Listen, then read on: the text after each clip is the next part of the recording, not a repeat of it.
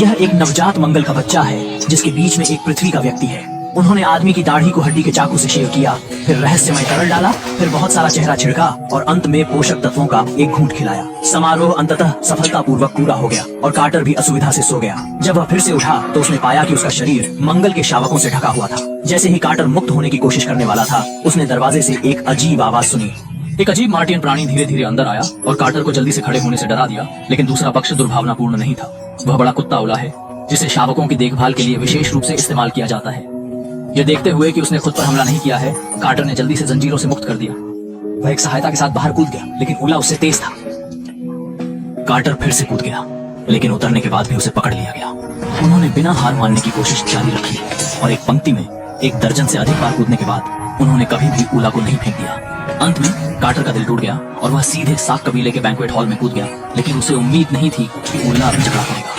वह सिर्फ इतना चाहता था कि कार्टर अपने घोंसले में लौट आए, लेकिन वह नहीं जानता था कि पूंछ के मालिक को जल्द ही साक द्वारा घेर लिया गया था।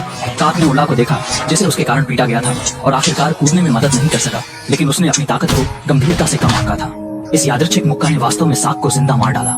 पितृसत्ता ने अविश्वसनीय रूप से देखा और कार्टर अपनी बेते ताकत से हैरान था। एक झटके के साथ जैसे ही शब्द गिरे, साक लोगों ने टकर को वश में करने के लिए सेना में शामिल हो गए। अगले दिन कार्टर को एक पत्थर के खंभे से बांध दिया गया था और सजा प्राप्त करने की प्रतीक्षा कर रहा था। ड्रम की ध्वनि के साथ एक लाल जलते हुए लोहे का एक टुकड़ा समाप्त हो गया।